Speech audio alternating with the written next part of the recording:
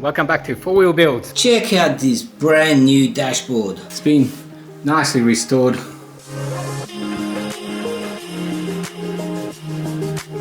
All the hardware that I actually removed from the old one, that's included here, but take a look at the workmanship. The company I buy this from never fails to disappoint. They do a fantastic job. Okay, and there's the driver's side airbag, the steering wheel airbag. And then there's the passenger's side airbag. That's all been nicely redone. And lastly, 1, 2, 3 and 4 seat belts. Okay, that means we now have everything to start putting this interior back together. Let's start off with what we ended up with, which is the dashboard. Let's get that in place, and I think straight away that will change the whole look of the car. Okay, but before we actually put this dashboard back into the car, what we need to do is have to arm it with some of the components we removed. Now, one thing is all these vents, they need to go back in. Before you put the dashboard in, just remember, if you don't route the cables properly, you may have to pull the dashboard out at least a little bit so you can actually route it behind it. There's also these two guides, one there and one there. They need to slide into this location and this location on the dashboard. So you actually need to put it in and slide it in to make sure those end up going in it.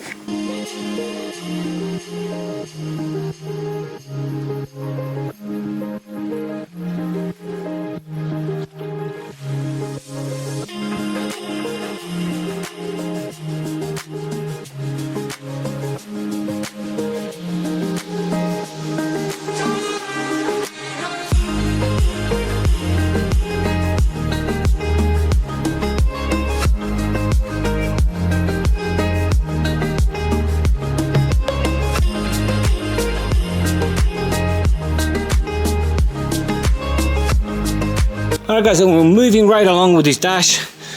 Just installed the passenger side airbag. It's plugged in. There's a bolt right there which holds the dashboard as well, so a T20, so don't forget about that. Light fixtures have been connected up and installed. I think it's the temp sensors or temperature sensors in the air vents have also been installed. They're also connected up on the sides. Well, pretty much all the bolts have now been secured for the dashboard. So on the sides right there as well, there's one bolt.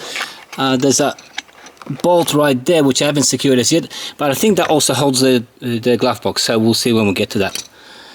But other than that, it's looking quite good. So what I might do now is actually get this, if you recall, there was this zip tie that was actually holding this cable and this cable together. So I'll get this plugged up to that the nav unit, and then we'll get a zip tie on there and we'll secure that in place. On this side, we had to remove the ODB 2 port from its bracket, because there was a bracket already installed on this new dash, so we've got a bracket. All the cables have been routed to its appropriate spots, so got the LED lights coming out, got the cable for the instrument cluster. We'll be putting the integrator stalks and the clock spring on in a few minutes. Let's now do the center console. So there's the main piece that we need to get in, and it's got these hooks that need to align with what you got in the dashboard.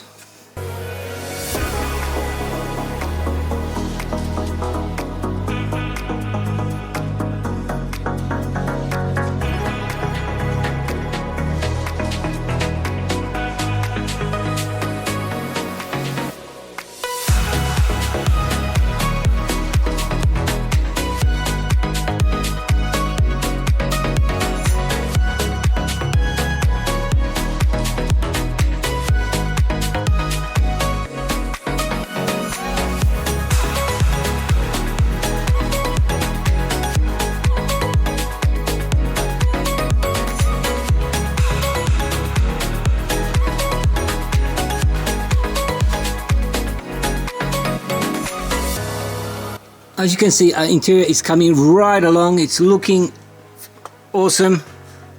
The center console is in, the climatronic controls, the gear shifter is all in. So now we're going to get onto the driver's side, installing the instrument cluster, the steering wheel, clock spring, airbag, all that kind of stuff. Get all that side sorted out. Guys, at first, I mean, this might seem really complicated, but just if you do undertake a job like this, just take your time, make sure you have all the connectors connected up, seated in properly, they're locked in so they do not pop out. It seems really complex, but it's not. Just take it slowly.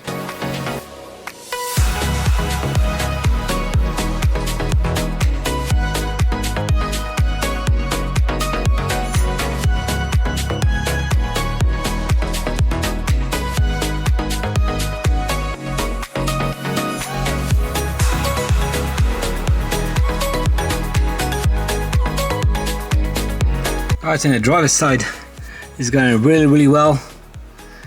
Something, just put the steering wheel on. I haven't bolted it down yet. Wanted to show you something. When you're putting the steering wheel on, you have a notch on the actual steering column, and you'll have a notch on the actual steering wheel. They need to match.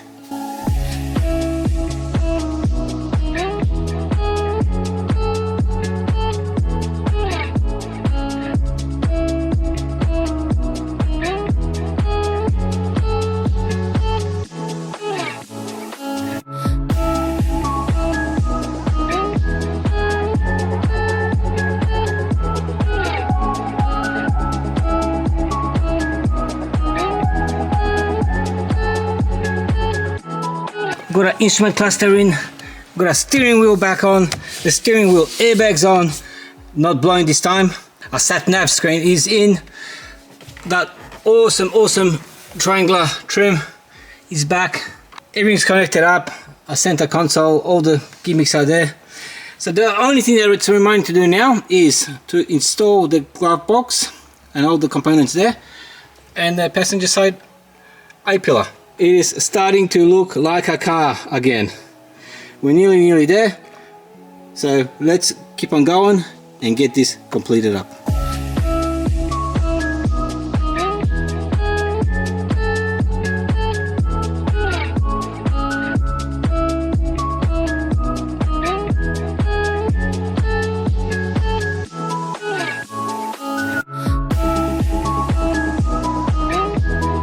I am happy to report the dashboard is completed.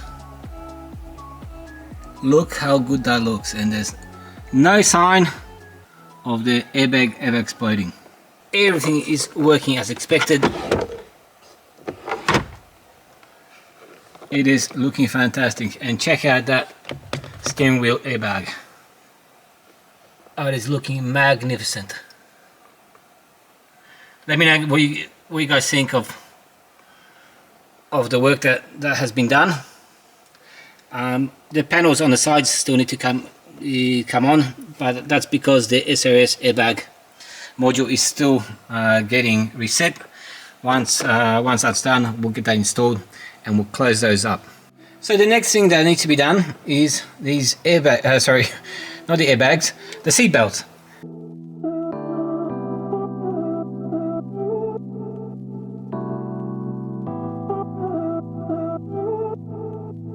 And guys, I can't actually put the trim back onto the right hand side because the top piece, which needs to go on first essentially, is broken. There's a piece broken there, and what's happening is you can actually move the seatbelt up when you regulate it, but you can't actually then pull it down. So I actually need to get a replacement one of these. But what I can do is, let's install all the seat belts back.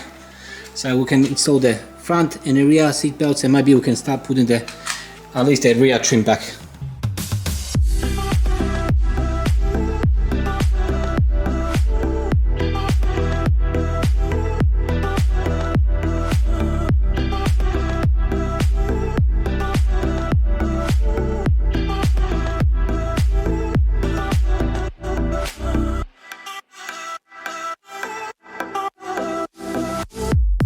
And our trunk is looking as good as new. The seat belts are all back together.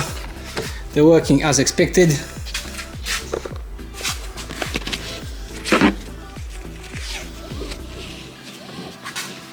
So the only thing we've got to do now is put this driver side seatbelt on, and I'm pretty sure that the trim on this side is actually good, so we should be able to trim this up, but let's go check it out.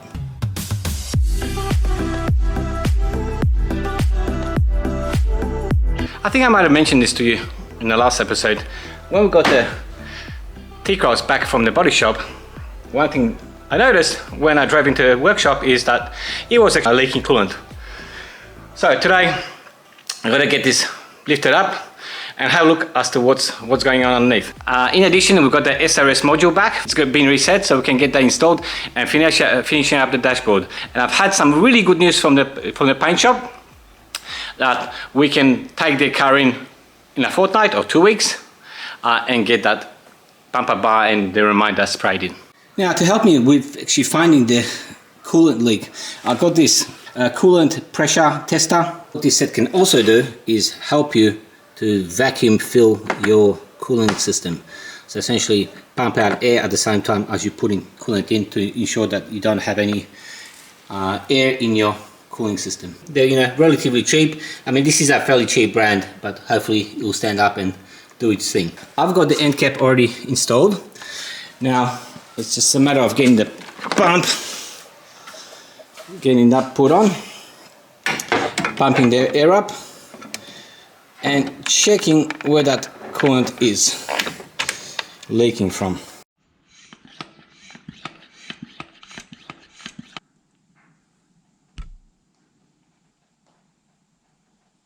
As you can see, the air pressure is going down. Now I can hear the hose somewhere down there.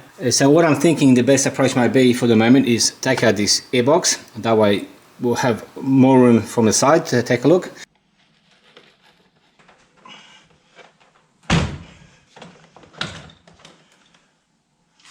Alright guys, I've been poking around in there, and I don't believe I'll be able to get to that hose with taking the front off. It seems to be under the, I'm not quite sure if you guys still see it, it's fairly tight. This is intercooler that's there. There's a couple of hoses right there, and they go in, and it's about there, I believe. So from what I can see, if I take this intake manifold in, plus the intercooler underneath it, I believe I should have enough space to get into that hose. From what I can see, we'll have to work our way from the top all the way down. So let's get started with this pipe here.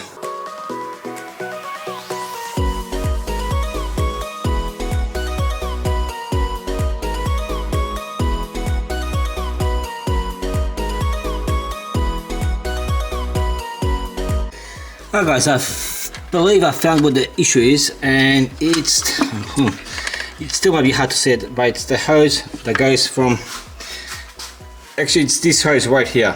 It goes right under the intercooler, there, goes down, and then it joins up to these pipes right underneath there. So what I need to do now is actually just get these clips undone. I think there's a couple of screws holding it in place. One right there and one on this side. And I think once that's done and all the hoses are unhooked, I should be able to pull that pipe out and obviously get that replaced. So now let's see if we can get these hoses undone from the bottom, and that way we can let the coolant drain down. Okay, and I had to take the whole intercooler out because this hose is not going to come out without me removing the wiring loom here. In order to get to that pipe and be able to remove it, I need to take off the entire inlet manifold and actual intercooler. Most likely what I will need to do is actually remove this wiring loom in order to be able to get that pipe threaded through. And that's the actual culprit. I did break it during the actual removal process, but the break was actually, I can see it right there. Actually, if you guys can see it, but there's a crack right there, and this is where it was actually leaking. So yeah, just because of this little thing, I needed to remove the whole inlet manifold and intercooler. But now what we just need to do is get that new part ordered, or the replacement part ordered, and get everything installed, and we should be good to go.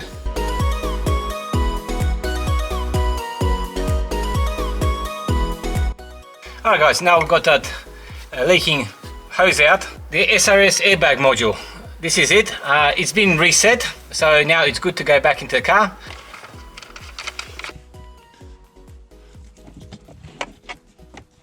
Okay, and we've got the SRS module installed.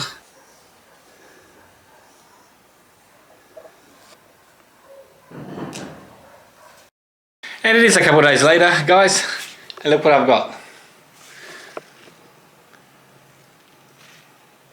The hose that we need to replace in the T-Cross. First of all, what I need to do is actually take off this rubber hose. That's that hose that's there. We've got ours, so let's keep that.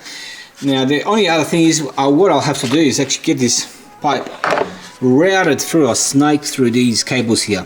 I might actually just need to undo one of these to make it a little bit easier.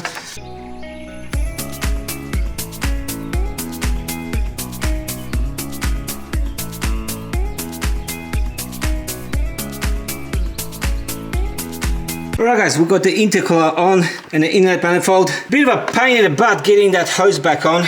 Not quite sure if you see it right there, that one there. I needed to get that up onto that water pump there to get them joined. It's just a very limited space, so it's just a bit of a pain in the butt to get that on, but I got it on in the end. Let's connect up the rest of the hoses before I continue on with connecting up anything else, and let's test the cooling system to make sure there is no leaks. Well guys, we've got the coolant system test done. We pumped it full of air, pumped it to 15 psi, 1 bar, and the gauge is still showing the same. Hasn't budged. It's been 10-15 minutes now, so I think we're good. We can get the cooling system now filled up with coolant. Or maybe first let's put this engine back together again.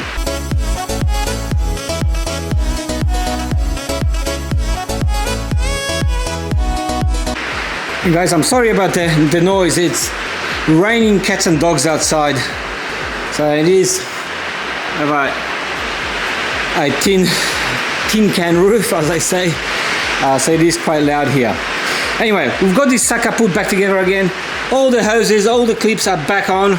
The only thing that's remaining to do is fill it up with coolant, special for European cars, pink. Really happy, really good, big milestone.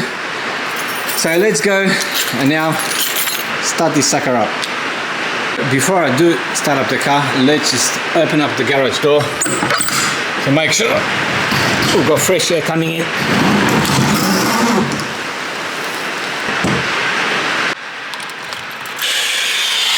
There is one more connection. I'm just hearing that didn't make, which is right there. Okay. Try number 2. And now I'll let the engine run to make sure that the coolant is let through the entire engine, so the thermostat opens up and the coolant goes everywhere. So the fan's just turned on, and as you can see, the coolant reservoir is bubbling and it's overflowing actually, so I think I might have filled it up a little bit too much. So I've just stuck the pan underneath. Let's get all the fluid. Okay, the next thing I've got to do, guys, is take this right front handle lamp off. This was purchased instead of the one that I had, but I'm not quite sure if the camera picks it up or not. There's just a whole bunch of swirls on this lamp. Looks like it was repaired at some point in time or polished at some point in time. So what I actually got to do is take this off and send it back to the person that bought it off, or the company that bought it off. They said they will get this fixed up or replaced for me. So we really want to get this out before we drop the car off to the paint shop. So in order to do that, I've got to take off the front bumper, and there's 5 screws that hold this lamp down. In order to take off the front bumper, there's a T25 that's holding it here, and there's 3 T25s on the top. There isn't any screws on this side, and there's a clip, that the front bumper clip on either side, that we need to take out. Plus we need to take off the handle for the hood opener, the hood latch.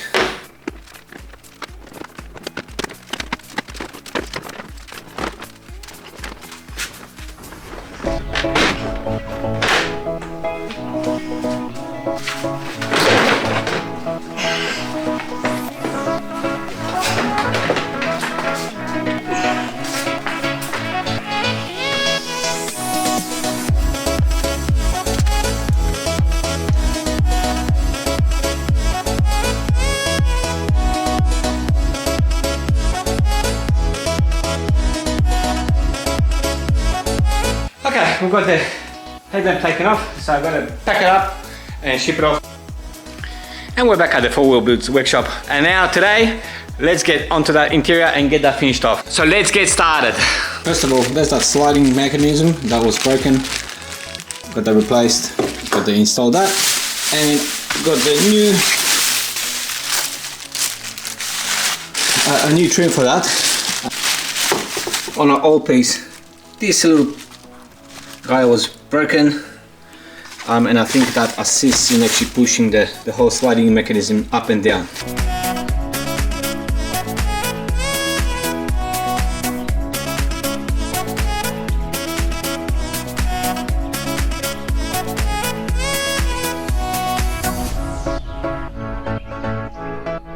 We've got the right hand side done, now we've got the left hand side done as well.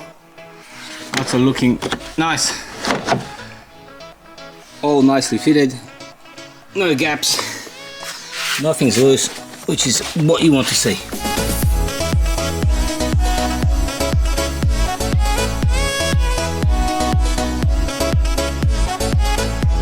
And guys, check this out, with that seat now installed and reconnected back up, plus this side has been given a bit of a vacuum. The interior is looking brand spanking new just about.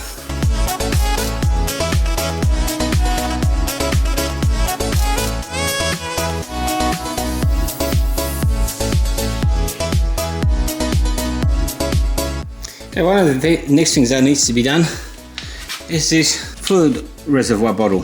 First of all, the bottle is actually broken, plus it's actually got a great big gaping hole on the other side, and in addition to that, the actual pump for this is also broken. And here's our new washer bottle, and there's that seal that we need to install. I've given it a good clean just to make sure it's seated correctly, and there's our new pump.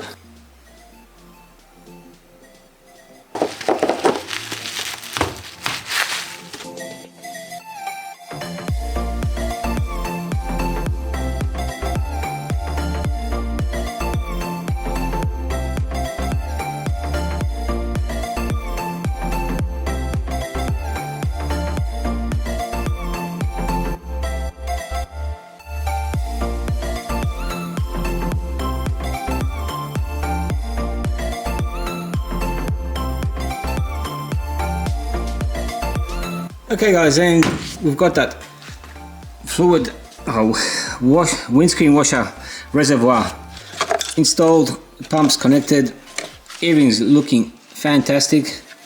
Okay, so the only thing I've got to remind you to do is actually we've got to put this bumper back on. But what I want to do is actually remove all these additions once again. So parking sensors, the wiring loom, and the halogen, plus the actual VW badge. I know it sort of goes against what I've already done, but when the bumper bars are going to get painted, I believe the orange part will be getting stripped from a reminder. So what I want to do is just make it easier for the paint shop. But secondly, now I can take this off, store these parts safely so they don't go missing or they don't get damaged. And that way when the car comes back I can just put everything back on.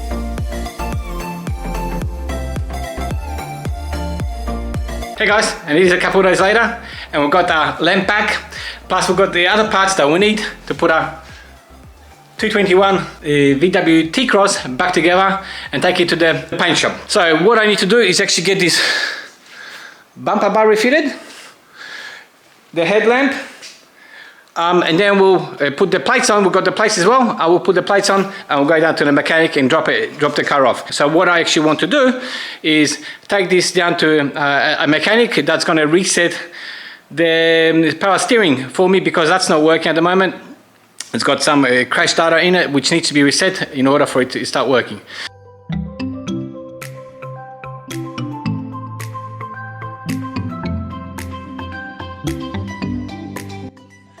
And now with the light fitted and connected, let's get the car started and see what the lights look like.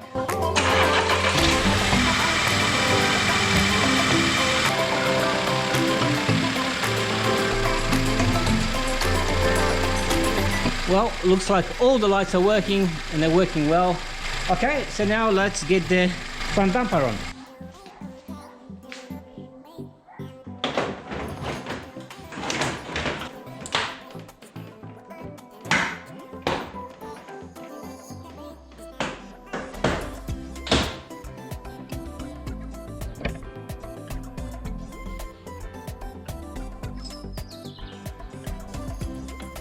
There.